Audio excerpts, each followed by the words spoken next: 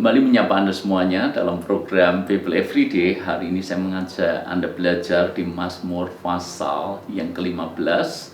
Judul perikopnya cukup menarik, siapa yang boleh datang kepada Tuhan.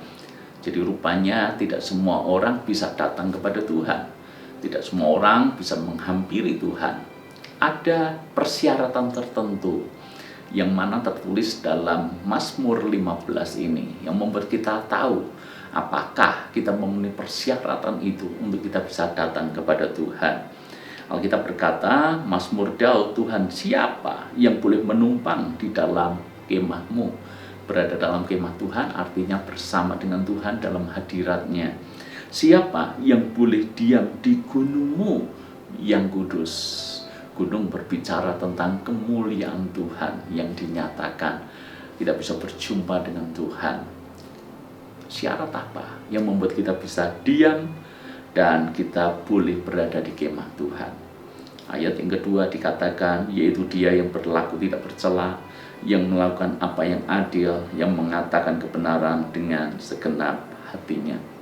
Tidak berlaku bercela.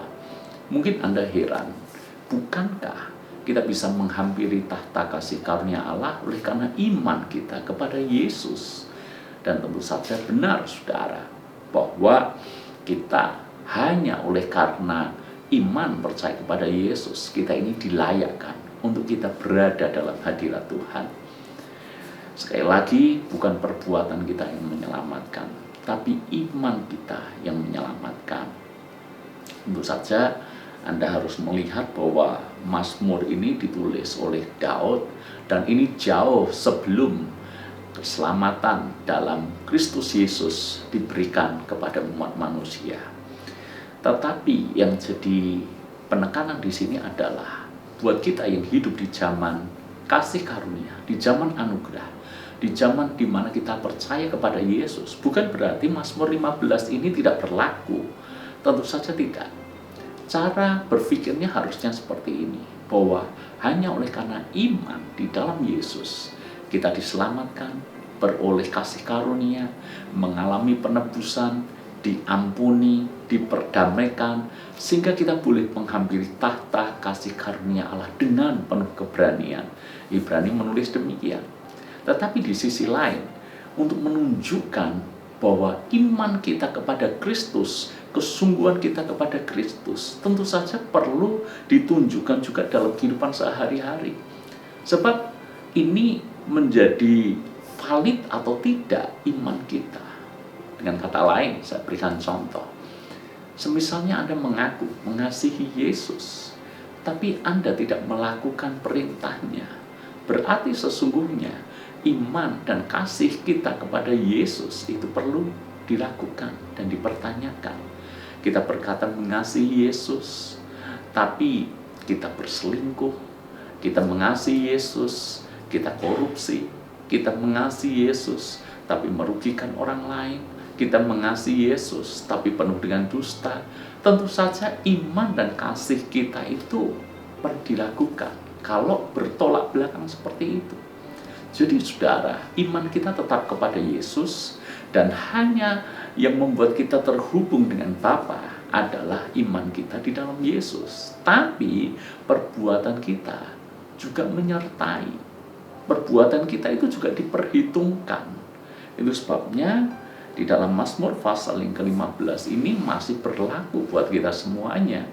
Ayat yang kedua, yaitu Dia yang berlaku tidak bercela, melakukan apa yang adil, yang mengatakan kebenaran dengan segenap hatinya.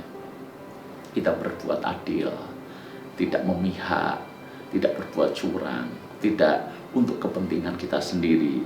Kita mengatakan kebenaran, bukan kata-kata dusta, yang tidak menyebarkan fitnah dengan lidahnya, yang tidak berbuat jahat terhadap temannya, dan yang tidak menimpakan celah kepada tetangganya, tidak merugikan orang lain. Lalu kemudian yang memandang hina orang yang tersingkir, tetapi memuliakan orang yang takut akan Tuhan, yang berpegang pada sumpah walaupun rugi. Artinya ini punya karakter, punya integritas, yang tidak meminjamkan uangnya dengan makan riba, dan tidak menerima suap melawan orang yang tidak bersalah. Artinya dia tidak bertindak semena-mena, Dia tidak merugikan orang lain dengan power, kekuasaan yang dia punya. Dia tidak memanfaatkan keadaan. Bukankah itu semuanya adalah perbuatan-perbuatan baik? Jadi saudara, siapa yang boleh naik di gunung Tuhan? Tentu saja orang yang punya iman kepada Yesus, tapi juga memiliki tangan yang kudus, hati yang bersih.